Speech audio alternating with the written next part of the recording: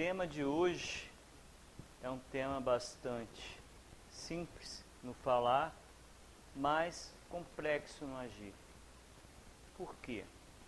Porque todos nós, quando atingidos de alguma forma que nos contraria, nós caímos em defensiva.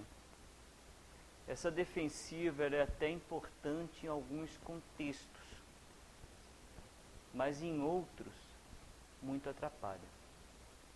Porque a defensiva no contexto em que a gente vai ter a nossa estima baixada, onde a gente vai ter a nossa ação e direito de vida afetados, a defensiva ela nos protege dessas quedas. Mas quando a gente enfrenta uma birra de um filho, ou alguém que disse algo que não percebeu, mas às vezes magoa, às vezes uma palavra mal colocada dentro de casa, às vezes alguém que você esbarra no caminho na rua, que esteja mal-humorado por qualquer motivo, você acaba entrando numa defensiva, e se você não tomar cuidado, essa defensiva em demasia vai acabar aflorando o seu orgulho, a ponto de você achar que ninguém pode te contrariar. E aí está o perigo. Quando você chega ao ponto de achar que ninguém pode te contrariar, você acaba querendo que todos abaixem a cabeça para você. E aí todos, se um dia abaixarem a cabeça para você, você fica estagnado. Porque o meio mais fácil de iludir uma pessoa é aprovando tudo que ela deseja. Imagina os líderes que estejam no comando e ninguém tem a coragem de falar algo que o contrarie, ele vai achar que tem uma governança perfeita. E isso gera um perigo, porque ele acaba alimentando mágoas, iras, que podem derrubá-lo lá para frente. Então, a gente não se acomodar no orgulho e receber a contrariedade que o outro nos provoca, é entender como a gente está espiritualmente. Porque às vezes a colocação pode ser até injusta, mas aquilo vai gerar em você uma reação e você vai saber quem você está naquele momento, quem você ainda é naquele momento. Porque é no momento de contrariedade que a gente vê a impaciência que ainda existe em nós, que a gente vê ainda a raiva que a gente tem, que a gente se pega desejando mal para os outros. E a partir daí que a gente tem a chance de arregaçar as mangas e trabalhar na reforma íntima. É a partir daí que eu tenho a chance de melhorar espiritualmente. Então aquele que me traz a contrariedade, ele é um espírito em evolução como eu. Eu tenho que ter isso em mente constantemente.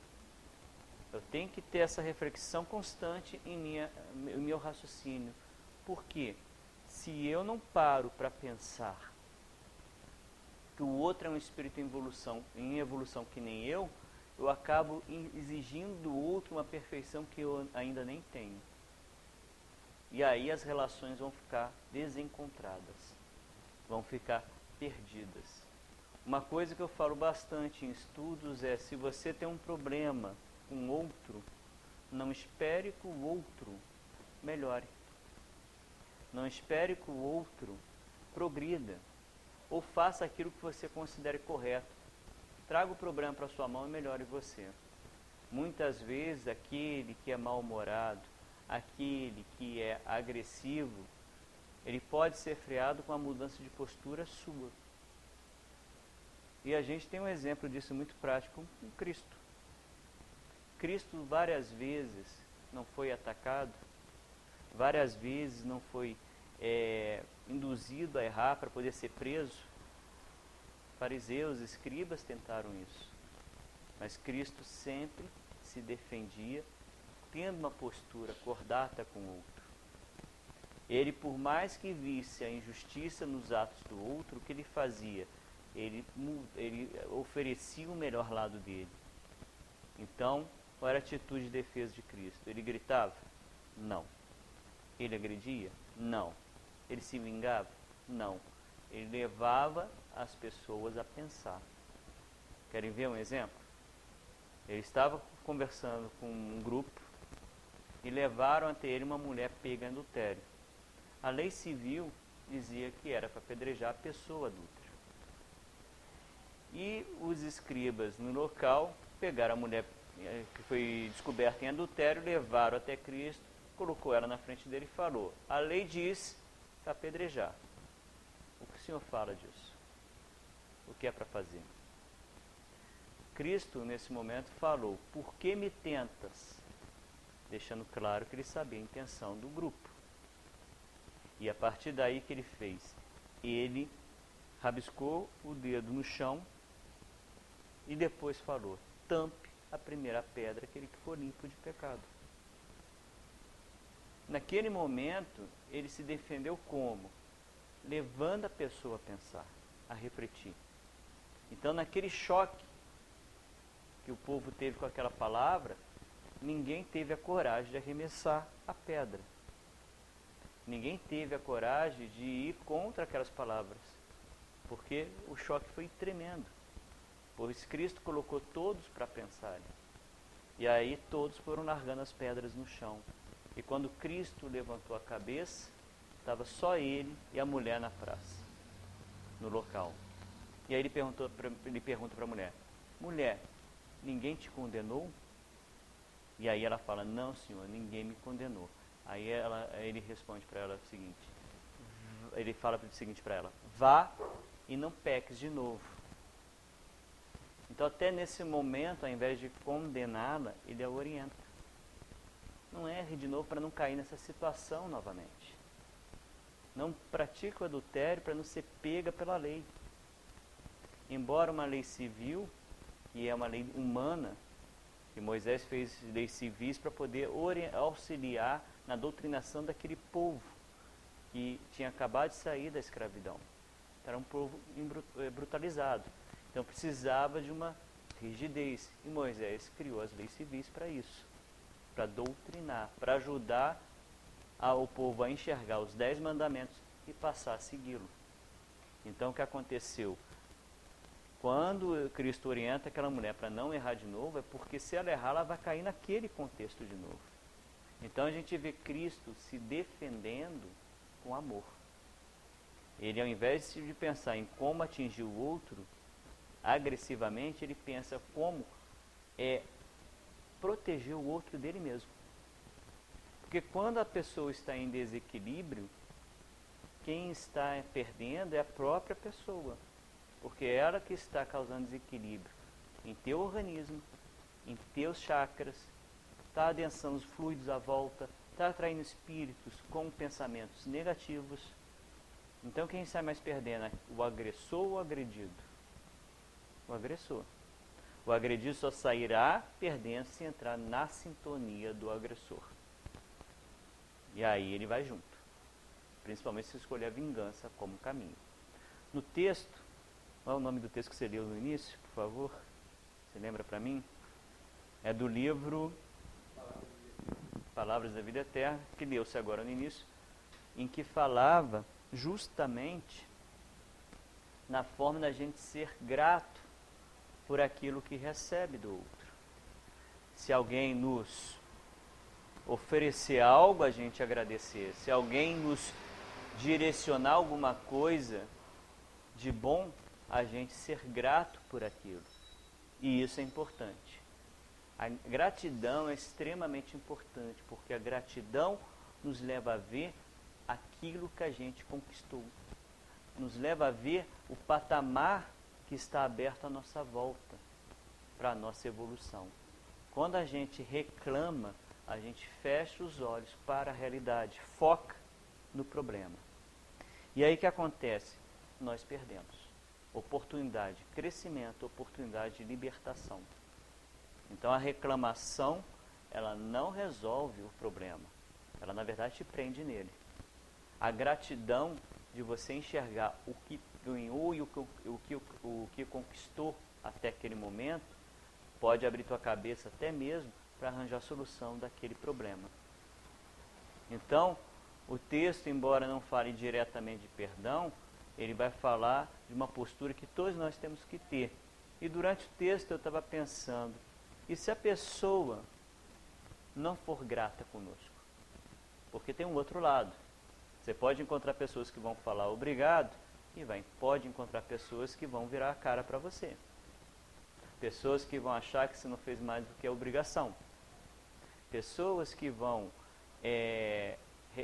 te retribuir com uma cara fechada de mau humor. Pessoas que às vezes vão te responder com palavras agressivas. Como lidar com isso? Primeiro ponto, não absorver. Vocês têm que entender o seguinte: cada um está num estágio de evolução e cada um passa por contextos que a pessoa às vezes não dá conta de evoluir rápido naquele contexto. Então ela necessita, ao invés da sua agressividade, da sua defensiva agressiva, da sua compreensão, que é aquilo que ela pode dar naquele momento. Então você acaba, ao invés de ficar com raiva, você vai até sentir um pouco de raiva da pessoa, mas não deixe essa raiva crescer. Aí vem o mecanismo do perdão. Aí vem a grande ferramenta do perdão. Porque nesse processo, ao invés de você ficar com raiva da pessoa, ao invés de alimentar a raiva, você vai cortando essa raiva até você ter condições de olhar para essa pessoa não mais com raiva, mas com compreensão, com, digamos assim, com carinho, entender o processo dela.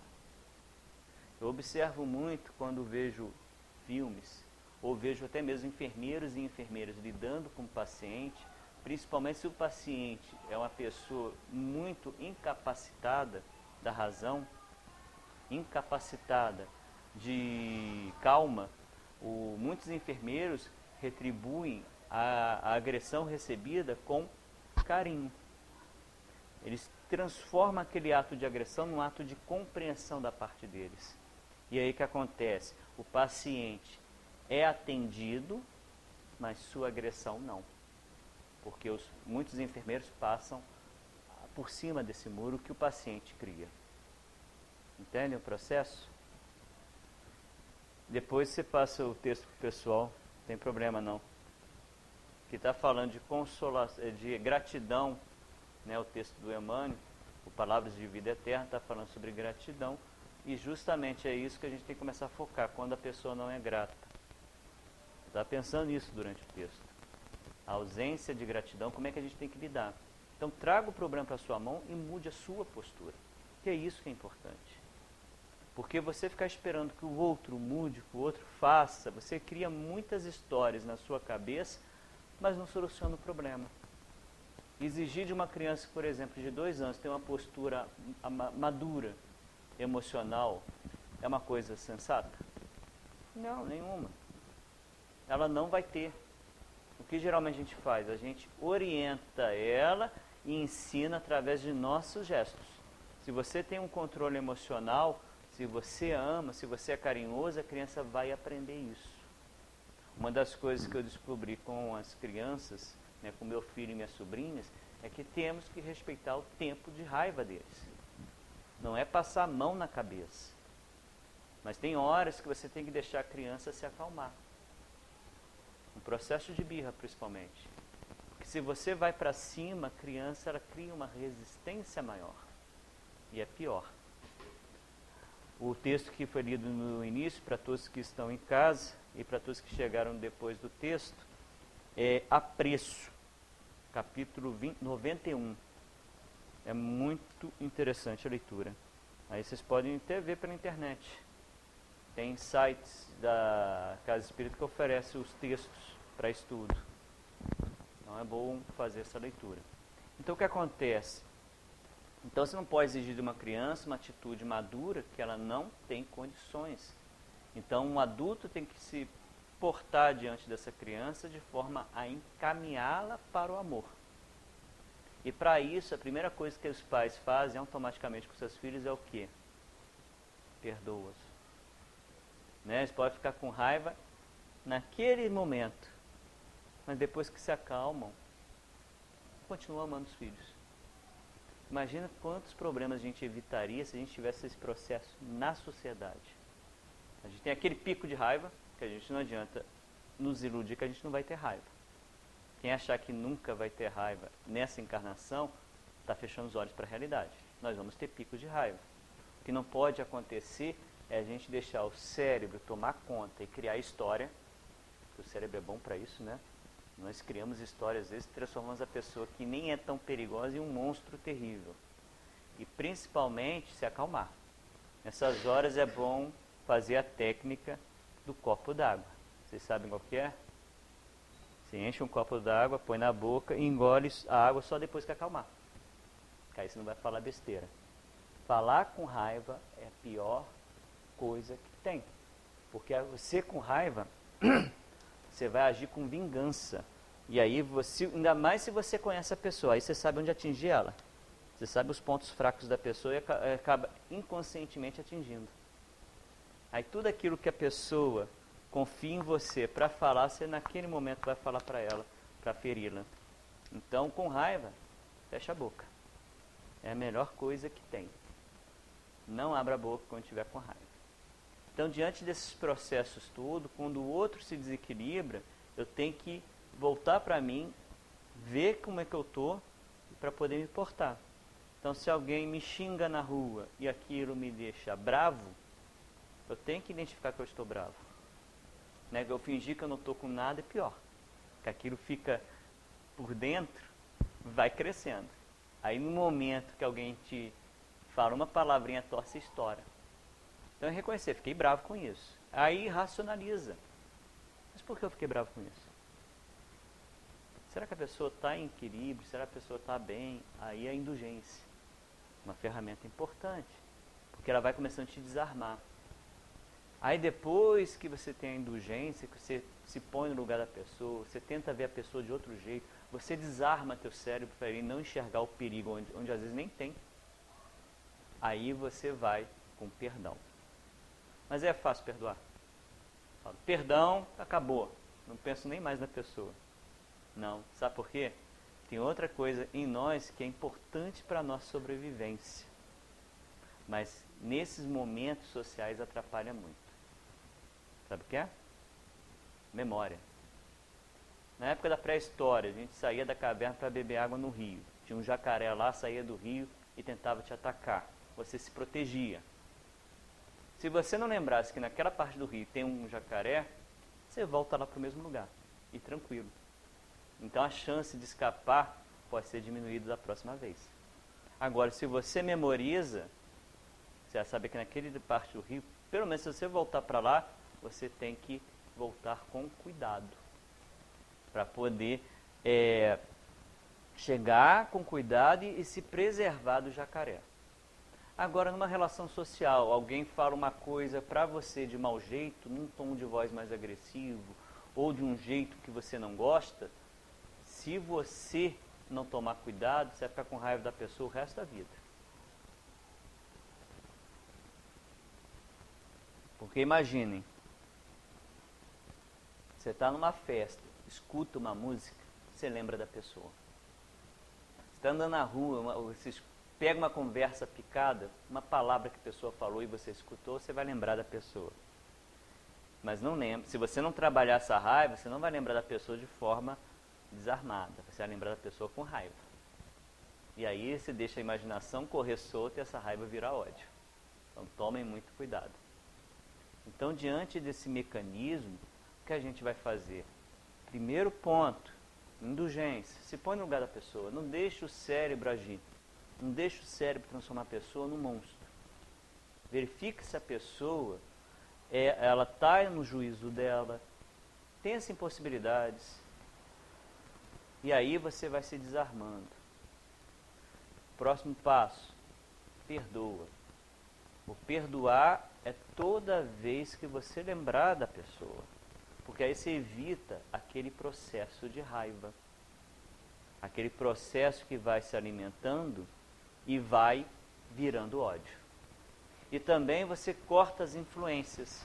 Porque quando você sente raiva de alguém, algumas pessoas do mundo espiritual que não sejam evoluídas, que estejam numa vibração negativa, pode se aproximar de você porque tem raiva daquela pessoa e você se torna um caminho para atingi-la. Então, cortar também o processo do pensamento negativo sobre a pessoa corta também as influências negativas, que vão te induzir a bater, a atacar o outro, a te vitimizar mais do que é a situação e o contexto. E aí o que acontece? Você acaba cortando essa influência quando você perdoa. E fora também, diante desse contexto, quando você começa a batalhar para essa raiva não crescer, você está fazendo bem a quem? A você. Teus chakras vão funcionar melhor. Tua mente vai ficar aberta para as coisas mais importantes. Ou coisas que vão te ajudar na sua evolução espiritual. Os fluidos à volta vão ficar mais leves. A tua mente vai ficar livre para pensar em coisas melhores. Então, você corta o processo de raiva e começa também a permitir enxergar a situação do jeito que ela é. Porque às vezes a ameaça existe realmente. Mas se você não ter calma para enxergar a ameaça real, às vezes você põe uma força de defesa maior do que aquilo que se apresenta. E aí comete injustiça. É que nem alguém em desequilíbrio mexe contigo na rua, você vai para cima com a pessoa com tudo, sem avaliar o contexto. Aí, ao invés de se defender, você vai cometer uma injustiça. Então, por exemplo, você está numa situação de provocação, ser provocado, você tem que ter a consciência do que você está sentindo para saber a forma que você vai agir com aquela situação. Porque se você tiver o hábito de saber lidar com a sua raiva e direcionar essa raiva para uma defensiva positiva e amorosa, você acaba permitindo que o indivíduo tenha a recepção sua adequada e não demasiado. Fora também que se você se desarma, se um dia um indivíduo se despertar e se arrepender, você permite que ele retorne para reconciliar contigo. Isso pode acontecer, como pode não acontecer. Mas se você guarda rancor, você acaba prejudicando a você, porque prejudica todo o seu campo espiritual e físico. Como a raiva guardada pode virar úlcera, pode virar infarto, pode virar câncer. Guardem mágoa para vocês verem o que acontece. Alguém aqui quer guardar? Pense nisso. Essa raiva guardada com carinho se reverte em doença. Então, você perdoar, você se libera, você se coloca num contexto mais tranquilo e ao perdoar o outro, você permite que o outro mude. Porque você já parou para pensar, se alguém se arrepende e você não permite que a pessoa mude de posição, você está querendo que ela fique naquele contexto eternamente. E aí é vingança.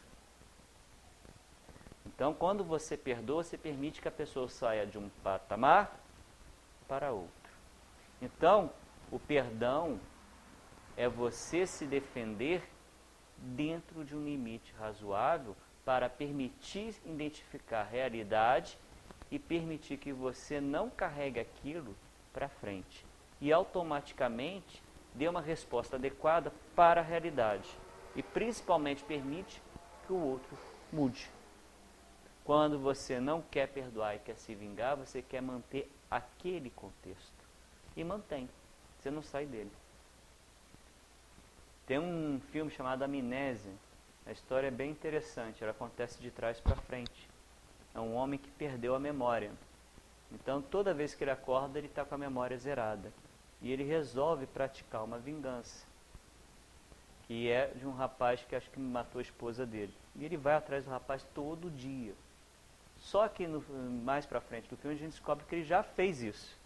Só que como ele perde a memória, no dia seguinte, alguém sempre usa ele para direcionar a raiva dele contra algum desafeto. Então ele é usado. Esse contexto é muito interessante. Nossas raivas podem ser utilizadas por quem? Por qualquer pessoa.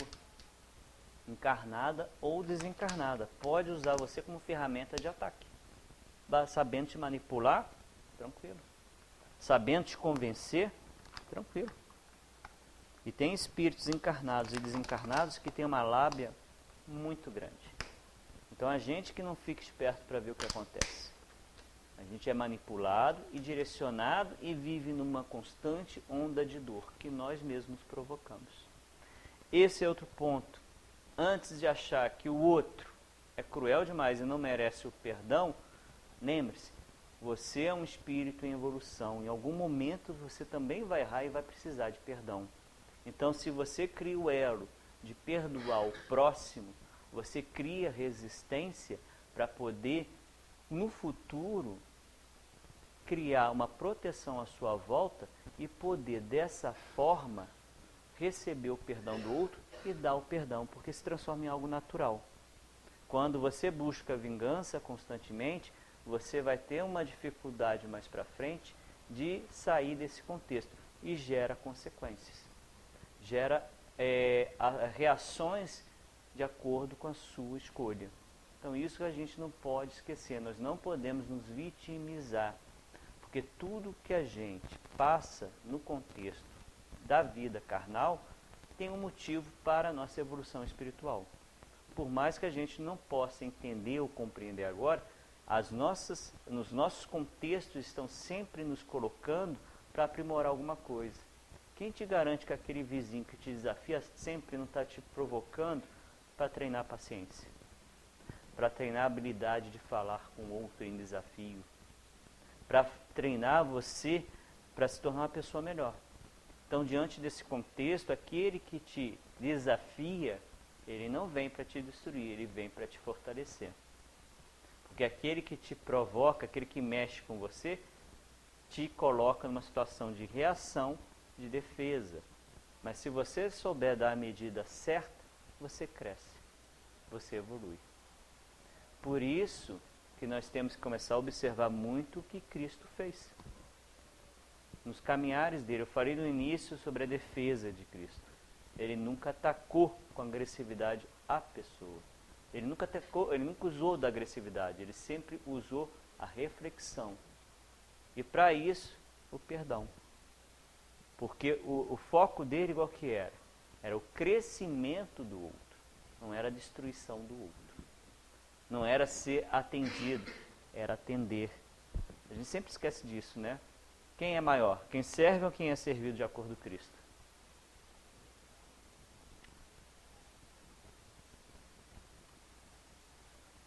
Quem serve. Quem é servido acaba se habituando a ter as coisas na mão e não treina nada. É que nem um filho, se você não ensina teu filho a fazer as coisas em casa, quando ele precisar morar sozinho, ele vai saber fazer? Não. Você desprepara o indivíduo para a vida. Agora, quando você chama ele junto, pede um favor, coloca ele para fazer uma coisa, doutrina ele para outra, você está o treinando, o fazendo crescer. E isso é importante. Então, o perdão é uma ferramenta importantíssima para a sua evolução espiritual, porque ela abre caminho para você, ao invés de focar naquela mágoa, você procurar superá-la, você procurar crescer espiritualmente. E isso é importante. Ela também é importante para a sua saúde, porque ao desarmar a raiva, você acaba tendo condições de não permitir que o organismo se desequilibre. E principalmente faz o bom funcionamento dos chakras. Então temos que ter isso em mente sempre. O perdoar não só beneficia aquele que está precisando do perdão, ou que às vezes nem percebe que vai precisar do perdão. Beneficia aquele também que perdoa. Porque a pessoa abre o caminho para poder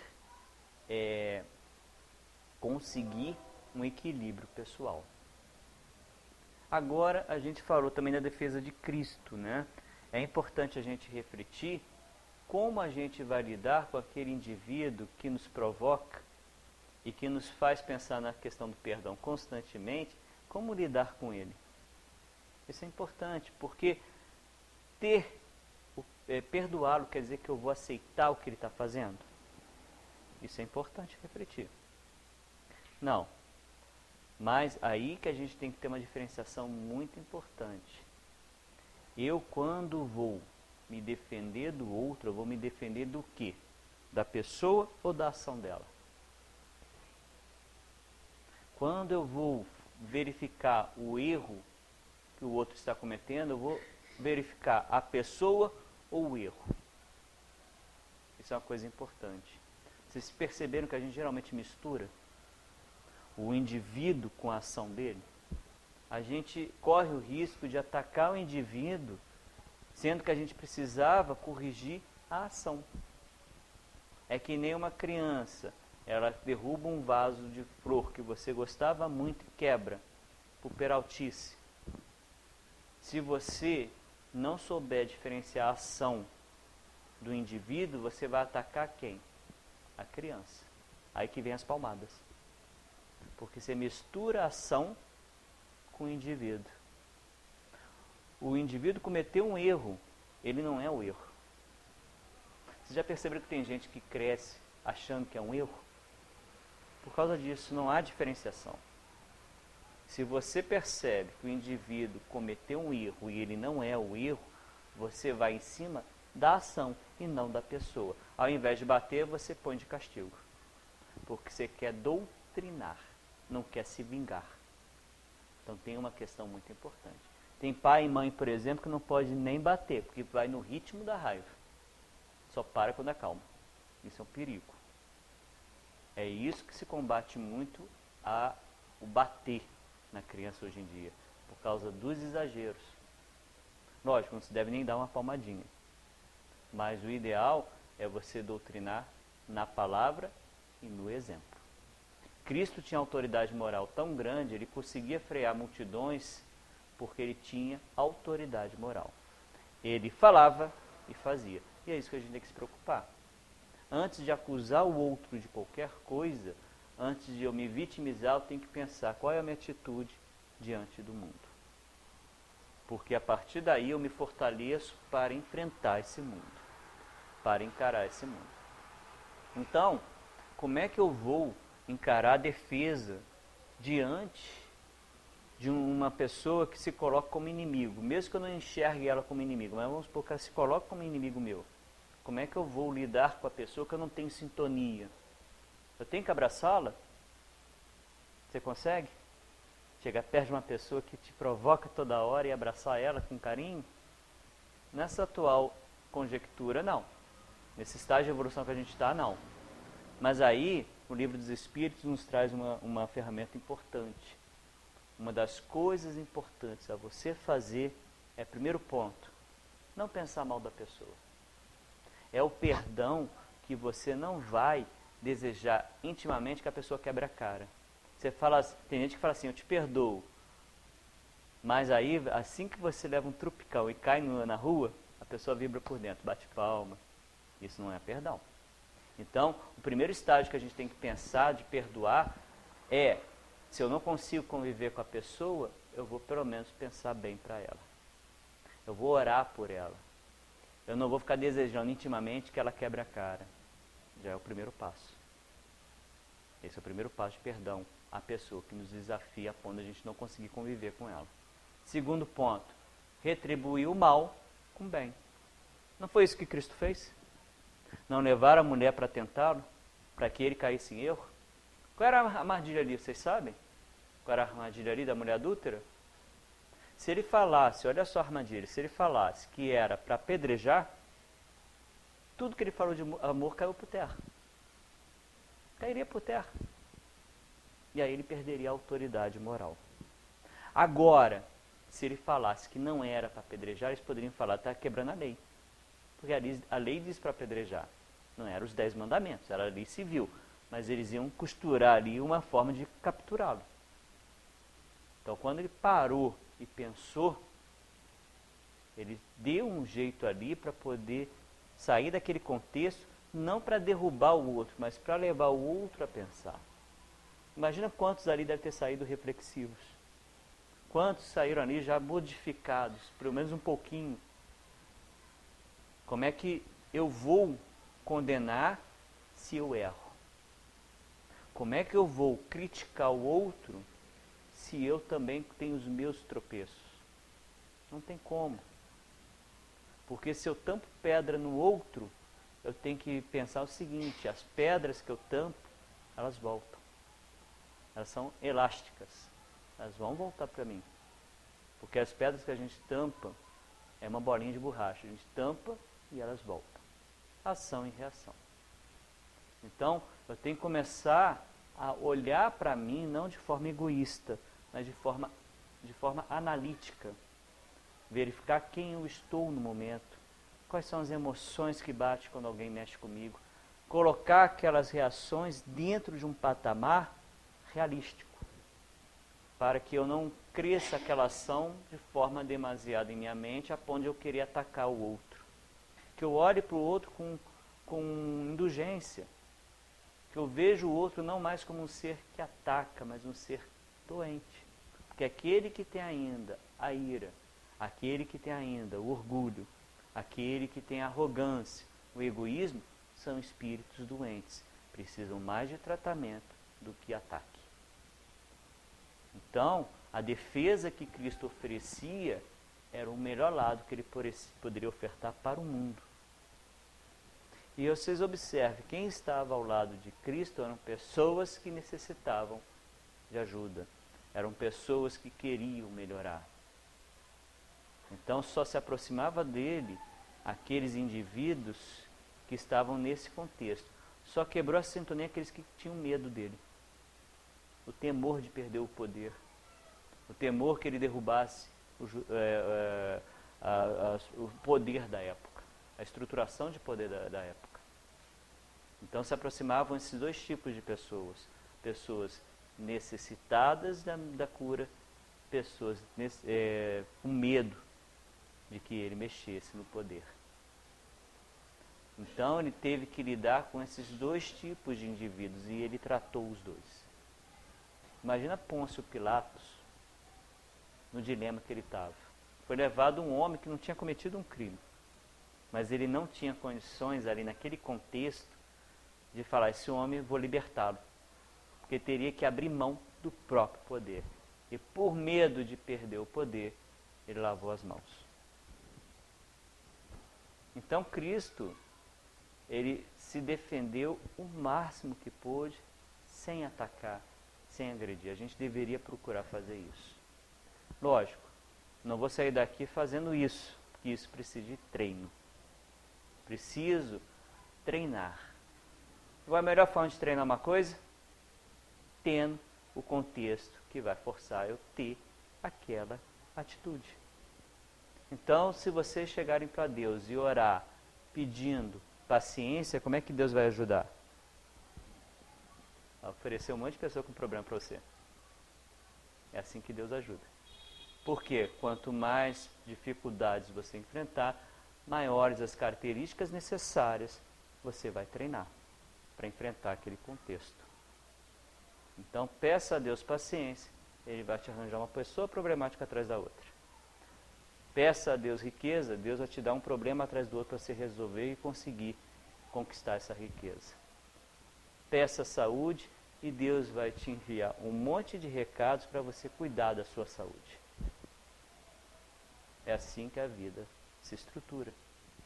Porque o homem não reencarnou para ficar parado. Ele precisa de movimento. Senão ele não evolui. Ele precisa ser provocado. Então, até agora nós vimos sobre o perdão, a estrutura do perdão, o porquê perdoar, como lidar com o perdão com aqueles que nos desafiam. Sabe por que isso tudo? Para quando a gente enfrentar situações difíceis, a gente possa ter condições de lidar com calma. Vou dar um exemplo.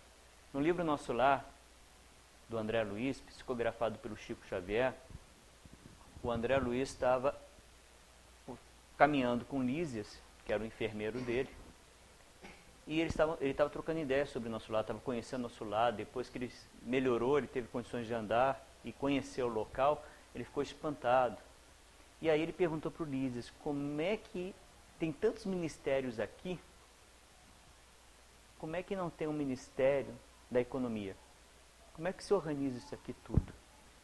E aí o Lísias foi explicando o seguinte: que dentro da estruturação do nosso lar, teve um período que o atual governador, quando assumiu o comando, ele desejou pôr em prática uma ideia de tirar a alimentação. Porque as pessoas que vinham do umbral, vocês sabem que o nosso lar é um posto de socorro, né? As pessoas saem do umbral, aquelas pessoas que já estão preparadas para realizar a mudança, já têm um arrependimento, já têm uma compreensão, e ali são resgatadas e encaminhadas para o nosso lar. E antigamente no nosso lar, as pessoas que chegavam no umbral desejavam comer uma coisa e esse alimento era plasmado, materializado para eles, né? Não para a gente, mas para os espíritos. E isso o governador começou a observar que havia uma necessidade de mudança. Como é que você vai chegar a um pronto-socorro que necessita gerar uma mudança espiritual na pessoa para ela se habituar com a nova realidade e você dá alimento plasmado? Tem como fazer a mudança? Não. Então ele começou a implantar essa ideia de acabar com a comida. E a absorção seria através da luz solar e de fluido. O famoso caldinho, vocês viram no filme Nosso Lar. Quem assistiu o filme Nosso Lar, vocês viram que o André Luiz comia sempre aquele caldinho. E aí o que aconteceu? Para poder implantar essa ideia, ele chamou 200 espíritos de mundos mais evoluídos para poder doutrinar, fazer palestras, fazer grupos de estudos, para poder doutrinar as pessoas e ensinar como absorver a energia do sol e a importância do consumo do caldo, do fluido. Só que vocês acham que foi tranquilo? Não, não foi. Teve uma resistência muito grande, principalmente no Ministério do Esclarecimento. E eles começaram a atacar e começaram a falar do governador. E o governador aguentou isso sabe quanto tempo? Os desaforos, a falação, a reclamação. 30 anos. Foram 30 anos ouvindo as reclamações. E isso desequilibrou o nosso lado de tal forma que acabou acontecendo o quê? Abriu-se a proteção do nosso lar para espíritos do umbral que queriam entrar na cidade e desequilibrar a cidade. Então houve uma grande ameaça. E chegou um momento que o próprio governador precisou acionar as baterias elétricas do muro para espantar esses espíritos e mandou prender os revoltosos para que pudesse gerar a pacificação. Foi a primeira vez que ele ligou a bateria elétrica do muro de nosso lar e a última. Então o que acontece? Qual foi a atitude dele? Ele levou até esses espíritos doutrinação, e quando a coisa descambou para o desequilíbrio a ponto de quase perder a cidade, ele fechou a cidade até a situação se acalmar. Lógico, depois que passou por um tempo, as próprias pessoas do Ministério do Esclarecimento começaram a compreender que ele tinha razão e pediram desculpas. E ele trouxe a paz para o nosso lar. Então não havia como espiritualizar as pessoas se você trazia elementos da matéria para elas. Não ia conseguir nunca. As pessoas iam ficar sempre naquele patamar, nunca avançando. E aí é que a gente observa como é que o governador lidou com a situação, recebendo ataques sem revidar com violência. Que mesmo as baterias elétricas e as prisões não eram para agredir, eram para se defender. Então o que aconteceu? Como é que ele lidou com esse contexto de 30 anos sendo agredido sem revidar? Porque ele já tinha o hábito de praticar o perdão.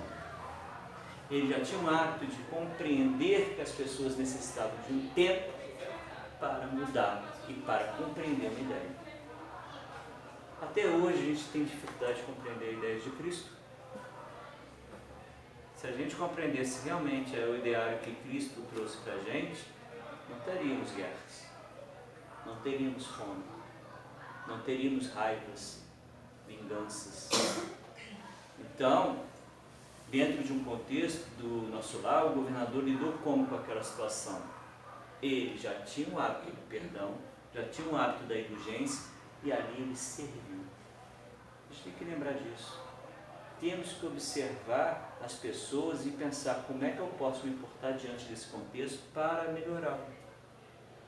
Às vezes até o fechar a boca é importante, o silenciar, o orar, o oferecer o que você tem de melhor.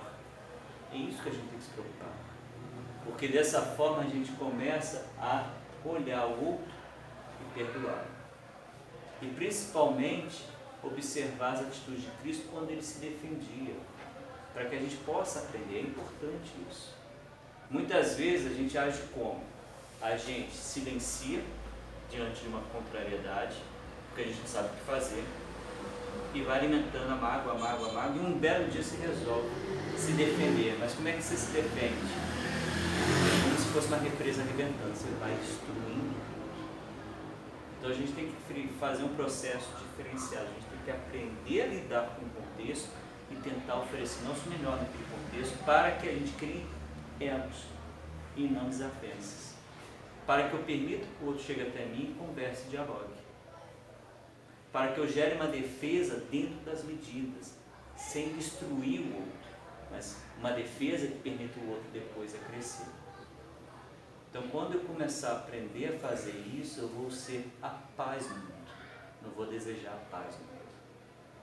Alguma colocação, alguma pergunta? Alguma dúvida? Pode fazer, tá, gente? Só peço para falar alto, por favor. Não? Então, gente, quando a gente pensar em questão de perdão, pense na questão de eu diante do mundo. Não fique esperando o outro mudar. Não fique imaginando que o outro deveria fazer isso. Pense, o que eu posso fazer nesse contexto para melhorar? É isso. É simples? Sinto falar que não. Porque ainda estamos em processo de evolução, não temos o hábito, mas podemos ter.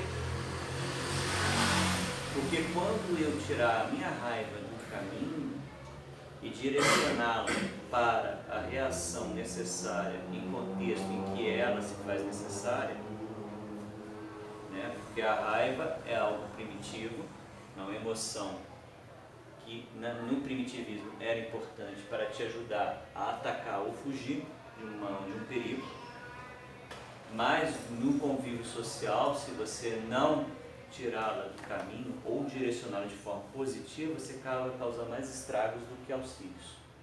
Então, por exemplo, alguém te provocou, sentiu raiva, respire, se controle, avalie o contexto, veja o que você pode fazer para poder resolver aquele problema da melhor forma possível, sem atacar o outro. E se defenda, mas se defenda orientando, se defenda amando, se defenda sem agredir. E se não tens resposta para o contexto, procure ajuda. Procure o centro, procure os mais velhos, procure um amigo, troque ideia. Se for necessário, até um psicólogo, um psiquiatra. E assim você vai aprendendo a lidar com o outro e desarmando ele sem agredir.